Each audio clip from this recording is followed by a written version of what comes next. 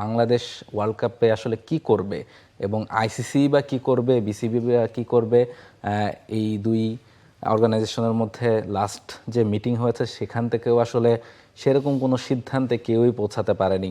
বিসিবিও তাদের জায়গায় মোটামুটি অনর এবং আইসিসিও জানিয়েছে যেহেতু শিডিউল অলরেডি ডিক্লেয়ার করা হয়ে গেছে, সব কিছু যেহেতু অলরেডি গোছানো হয়ে গেছে, ফলে বিসিবিকে আসলে রিকনসিডার করার অনুরোধ আইসিসি করেছে। আবার বিসিবি জানিয়ে দিয়েছে যে না, আমরা কোনোভাবেই ইন্ডিয়াতে খেলতে যাব না।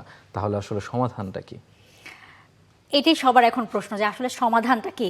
আমরা এই টপিক নিয়ে মনে হয় লাস্ট কয়েকটা ক্রিকেট শো ধরে কথা বলছি, কিন্তু কোনো সমাধানই বেরোচ্ছে না। আমরাও কোনো সমাধানের বার্তা দর্শকদের দিতে পারছি না। 7 ফেব্রুয়ারি থেকে বিশ্বকাপ শুরু হতে যাচ্ছে, 1 মাসেরও কম সময়, আপনি গুনলে হয়তো 23-24 দিনের মতো সময় রয়েছে হাতে বিশ্বকাপের এখনো পর্যন্ত। এবং এই টপিকটা নিয়েও টানা হেঁচড়া চলছে 2 সপ্তাহের মতো, এর থেকে বেশি সময় চলে যাচ্ছে।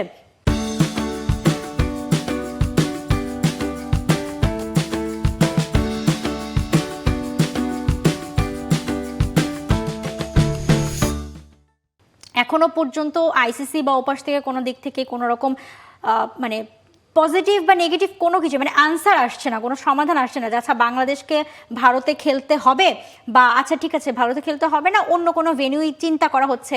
কোনো রকম কোনো ইঙ্গিতই কিন্তু ওপাশ থেকে আসছে না। মাঝখানে আমরা 2 দিন আগেই একটা গুঞ্জন ছড়িয়েছিল, যেটা উপদেষ্টা মহোদয় তিনি বলেছিলেন যে 3টা কারণের কথা বলেছিলেন। তোলপাড় হয়ে গিয়েছিল পুরো সোশ্যাল মিডিয়া থেকে শুরু করে সবাই, যে এ ধরনের কথা বা এ ধরনের 3টা উদ্ভট প্রস্তাব আইসিসি থেকে কিভাবে আসে। হ্যাঁ, সেই জিনিসটাই পরে বিসিবি আসলে ক্লিয়ার করেছে যে না, আসলে এখনো পর্যন্ত ওইভাবে এক্স্যাক্ট কোনো মেইল বা কিছু বার্তা পাইনি। তারপরে তো এই যে মিটিংয়ের কথা আপনি বলেন যে আইসিসি বিসিবি মিটিং হয়েছে, কিন্তু সেই মিটিংয়ের পরেও সেরকম কোনো আউটকাম কারোর সামনে আসেনি। অ্যাবসলিউটলি। আপনি এর আগের সাথে একটা কথা বলছেন যে বাংলাদেশের ম্যাচগুলো যদি শ্রীলঙ্কাতে নিয়ে যেতে হয় সেম গ্রুপে থেকে, সেক্ষেত্রে কিন্তু শুধু বাংলাদেশ নয়, অন্য দলগুলোকেও ইন্ডিয়া থেকে আবার শ্রীলঙ্কাতে যেতে হবে ম্যাচগুলো খেলতে, আবার তাদেরকে ইন্ডিয়া ফেরত আসতে হবে অন্য দলগুলোর সাথে ম্যাচ খেলতে। ফলে সেটা একটা বিরাট ঝামেলার ব্যাপার এই সময় এসে, ওয়ার্ল্ড কাপের আর মাত্র কিছুদিন আগে দাঁড়িয়ে। তবে আরেকটা গুঞ্জন যেটা শোনা যাচ্ছে যে বাংলাদেশের গ্রুপটাকে আসলে চেঞ্জ করে দেয়া যায় কিনা, যে বাংলাদেশের খেলাটা বি গ্রুপে, বা বাংলাদেশকে যদি বি গ্রুপে নিয়ে যাওয়া যায়, সেক্ষেত্রে বি গ্রুপে যেহেতু শ্রীলঙ্কা আছে এবং সেই গ্রুপের ম্যাচগুলো শ্রীলঙ্কাতে অনুষ্ঠিত হবে, ফলে সেক্ষেত্রে সবগুলো ম্যাচ আসলে শ্রীলঙ্কাতেই পড়বে যদি বাংলাদেশকে বি গ্রুপে শিফট করা হয়। আমরা যদি গ্রুপগুলো একটু দেখি যে 26 টি-20 ওয়ার্ল্ড কাপের, সেখানে এ গ্রুপে ভারত, ইউএসএ, নামিবিয়া, নেদারল্যান্ডস, পাকিস্তানের সাথে রয়েছে। তবে সবচেয়ে ইম্পর্টেন্ট যেটা দুটো গ্রুপ আমাদের জন্য, সেটা হচ্ছে বি এবং সি। বি গ্রুপে অস্ট্রেলিয়া, শ্রীলঙ্কা, জিম্বাবুয়ে, আয়ারল্যান্ড এবং ওমান, এবং সি গ্রুপে England, West Indies, Bangladesh, Italy এবং নেপাল।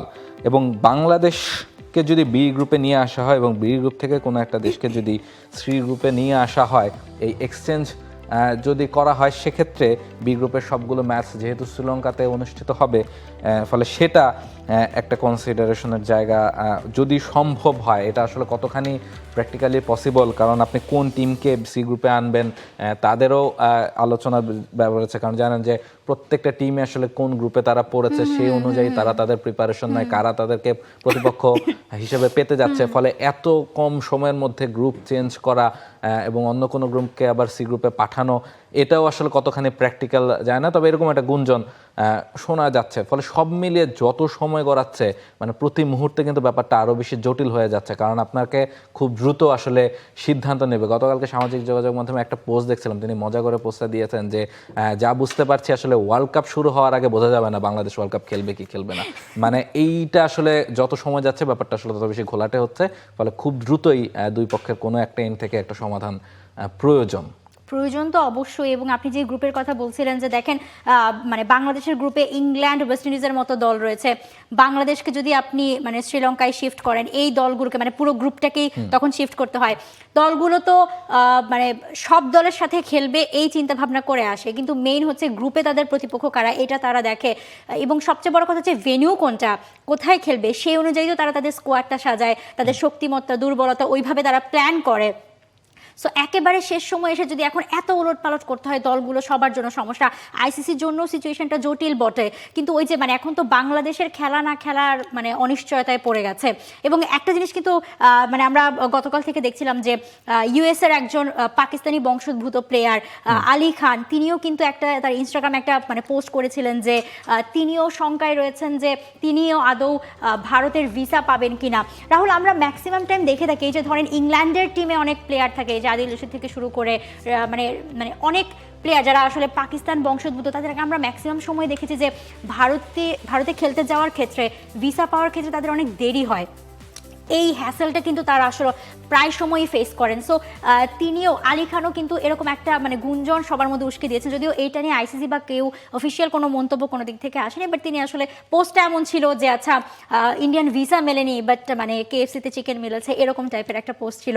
সো এই যে মানে ইন্ডিয়ায় খেলতে গিয়ে আসলে এই যে ভিসা ইস্যু, ভিসা জটিলতা বা ভেন্যু জটিলতা এখন তাদেরও পড়তে হচ্ছে। ইভেন তিনি ছাড়াও আরও দুজন এখন রয়েছেন ইউএস এর স্কোয়াডে, এবং ইউএসের প্রথম খেলায় ভারতের সাথে 7 ফেব্রুয়ারিতে। সো তাদেরও তো আসলে মানে এই ভিসা জটিলতা থেকে বেরোতে হবে, বাংলাদেশকে ভেন্যু জটিলতা পেরিয়ে বিশ্বকাপ খেলতে হবে। তো বিশ্বকাপের আগে আসলে হচ্ছেটা কি? এক্স্যাক্টলি, আমরা রিসেন্ট পাস্টে দেখেছি যে অন্য যেই দেশগুলো আসলে নতুন ক্রিকেট ওয়ার্ল্ড কাপ খেলতে আসছে বা ক্রিকেট খেলছে, তারা কিন্তু সাবকন্টিনেন্টের অনেক প্লেয়ারদের মাইগ্রেট করে নিয়ে তাদের টিম গোছাচ্ছে, এবং পাকিস্তানের অনেক প্লেয়ারই কিন্তু বিভিন্ন দেশের হয়ে পরবর্তীতে খেলছেন। ফলে সেই ক্রাইসিসও আছে, ইন্ডিয়াতে তারা আসতে পারবেন কিনা, শেষ পর্যন্ত ভিসা পাবেন কিনা, এবং সব মিলিয়ে আসলে এই ওয়ার্ল্ড কাপটাতে বেশ দুরূহ একটা সিচুয়েশনে কিন্তু এখন পর্যন্ত তৈরি হয়েছে। এবং এই সিচুয়েশন থেকে বের হওয়ার উপায় আসলে এটা আসলে শুধু ক্রিকেটারদের হাতে বা ক্রিকেটের যে সংগঠনগুলো তাদের হাতে না, এটা আসলে পলিটিক্সের একটা বড় পার্ট। সব মিলে আসলে ব্যাপারটা আসলে এত জটিল পর্যায়ে চলে গেছে যেখানে আসলে অনেক কিছু আপনি ক্রিকেটের সাথে করতে চাইলেও আপনি পারছেন না, কারণ এখানের সাথে জিও পলিটিক্স বা আরও অনেক বিষয় আসলে রিলেটেড। ফলে সেই জায়গাটা থেকে আসলে পুরো ক্রিকেট ওয়ার্ল্ডকেই আসলে আমার মনে হচ্ছে যে এবারের ওয়ার্ল্ড কাপটাতে খানিকটা হিমশিমি খেতে হচ্ছে। কারণ দেখেন, বাংলাদেশের ক্রিকেটাররাও কিন্তু একটা চাপের মধ্যে আছে। নাজমুল হোসেন শান্ত কিছুদিন আগে একটা কথা বলেছেন যে প্রত্যেকবার ওয়ার্ল্ড কাপের আগে যে এই আলোচনাগুলো হয় সেগুলো আসলে তাদেরকে খুব ভালোভাবেই হ্যাম্পার করে, তারা আসলে অভিনয় করেন যে তাদের কিছু হচ্ছে না। ফলে এটা তো আসলে মাঠের ক্রিকেটে নিশ্চয়ই প্রভাব পড়বে। তবে আমরা চাইবো যে দ্রুতই যেন এই সমস্যার একটা সমাধানে বিসিবি এবং আইসিসি আসে, এবং সেখান থেকে আমরা একটা সলিউশনে দ্রুতই পৌঁছাতে পারি। আমাদের মনে হয় দর্শকদের কাছে আসলে সরি বলা উচিত যে এতদিন ধরে ক্রিকেট সাথে এই টপিকটা নিয়ে কথা হচ্ছে, কিন্তু সমাধানের খবর আমরা আসলে দর্শকদের এখনো পর্যন্ত দিতে পারছি না। বাট আমরা আশা করছি যে সমাধানের খবর দ্রুত হয়তো আমরা সবাই পাবো। জটিলতা সব কাটুক, বাংলাদেশ বিশ্বকাপে খেলুক এবং ভালো করুক, এটাই তো প্রত্যাশা থাকবে। For more updates, subscribe to our YouTube channel and click on the bell icon.